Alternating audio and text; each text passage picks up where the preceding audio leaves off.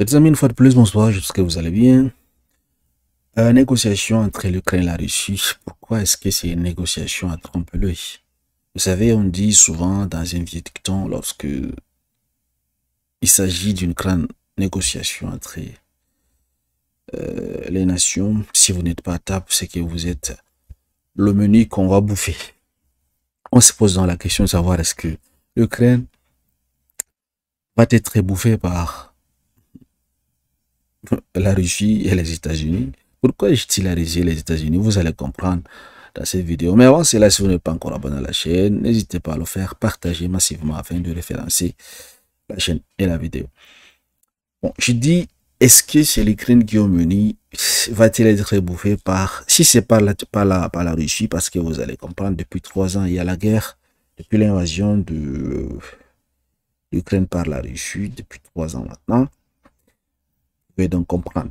Mais quand je dis finalement, est-ce que l'Ukraine va être également bouffée par les États-Unis? Vous aurez du mal à comprendre. Je dis cela pourquoi? Parce que, figurez-vous, depuis l'accession de Donald Trump au pouvoir, Zelensky s'est rendu à la Maison Blanche, ils ont essayé de parler. Donald Trump a dit niet, on ne donne plus de l'argent et on ne donne plus des informations. D'ailleurs, ils ont tout arrêté. Et tout récemment, vous avez vu un peu la défaite de l'armée ukrainienne sur le terrain. C'est chaud sur les Ukrainiens en fait.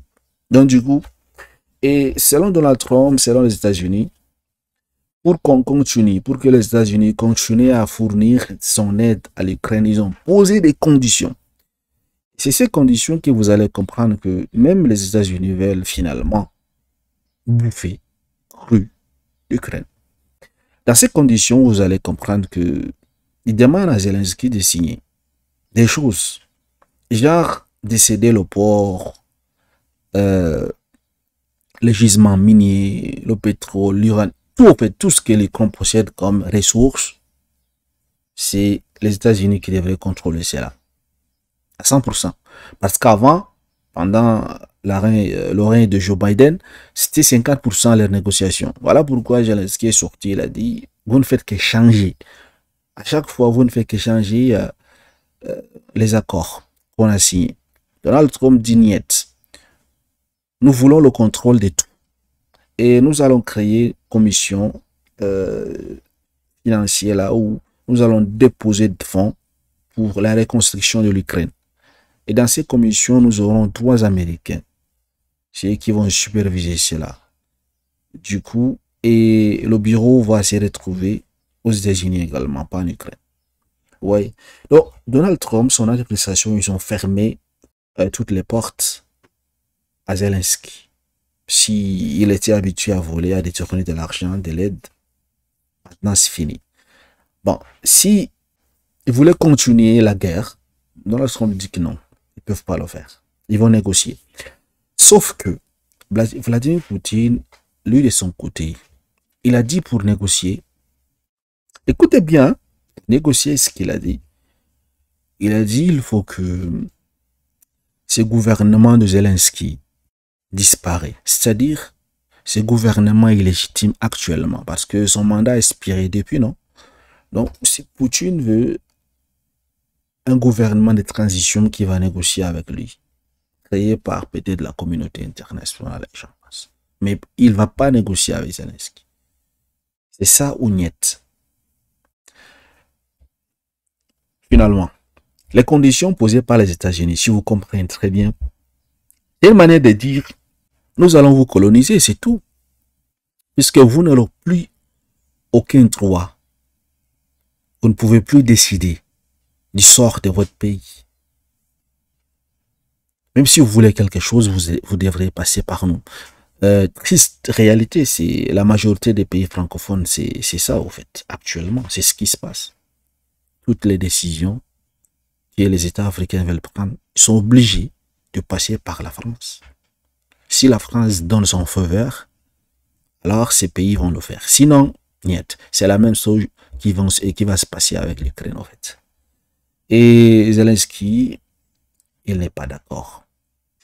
Et s'il dit qu'il n'est pas d'accord, les États-Unis vont couper encore. D'ailleurs, ils ont même déjà arrêté. Il est en train de subir les pertes. Si les États-Unis arrêtent l'aide à l'Ukraine, Poutine va donc prendre l'Ukraine en quelques temps. C'est-à-dire Poutine va demander cru l'Ukraine.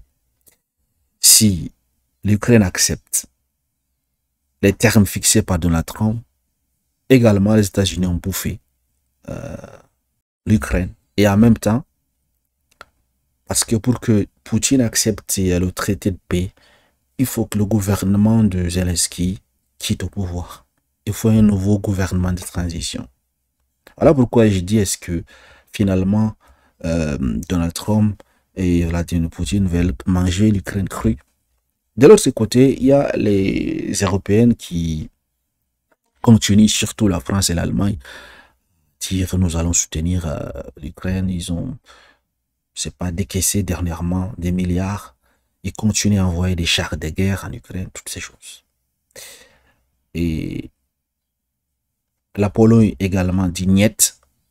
Ils ne peuvent pas accepter dans ces négociations de cesser de feu, au fait. Ils ne veulent pas la paix.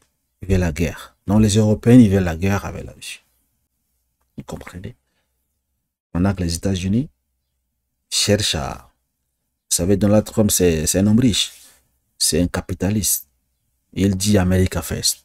Dans toute chose, il voit le business. Donc, à la fin, qui est sorti perdant? Depuis tout ce temps, on demande à Zelensky de négocier directement avec Poutine. Depuis tout ce temps. Depuis le début de cette crise. À ce moment, qu'est-ce que Poutine réclamait? Juste, il ne faut pas accepter que ton État soit donc inclus dans l'OTAN. Le truc atlantique là. Tout simplement, voilà ce que Poutine demandait à Zelensky, et puis il allait continuer son truc, personne n'allait mourir tout simplement. Mais comme Joe Biden, l'administration précédente, les démocrates ont pompé, montré à Zelensky, nous soutenons, à chaque fois on envoie des armes, de l'argent, toutes ces choses. Il s'écrit que non, lui il est invincible en fait. Et finalement, voilà les répercussions. Tous les morts, la destruction de son pays, toutes ces choses, c'est lui le responsable. Et finalement, il ne va pas échapper à ce qu'il ne voulait pas, en fait. Il ne va pas échapper. Parce que là, dans le terme de négociation, Poutine a également ajouté d'autres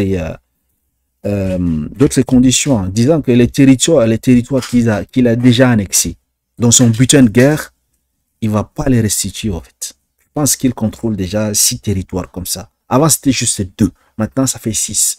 Donc, il dit, pour qu'il y ait la paix actuellement, non seulement il faut que le gouvernement de Zelensky disparaisse, on apporte un nouveau gouvernement de transition, mais également déjà les 6 territoires qu'il contrôle, il ne va plus les laisser au fait. Vous voyez? Donc, finalement, c'est l'Ukraine qui est sortie dans cette histoire. Et les Européens sont là en train de prendre l'argent des taxes de leur peuple pour envoyer des armes en Ukraine, continuer à soutenir la guerre qui est vouée à l'échec, en fait. Et ils le savent très bien. Ils le savent très bien. Donc, pour vous dire, choisir, amenez bien vos combats, en fait. Si vous avez une fenêtre de négociation, saisissez cette fenêtre avant que ça soit trop tard. Parce qu'actuellement, pour Zelensky, c'est trop tard.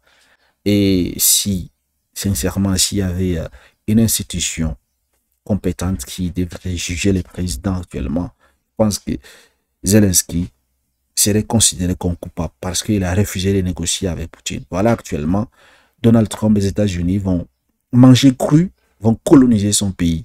Tout ça à cause de sa faute. Merci de m'avoir suivi. Excellente soirée à vous. À très bientôt.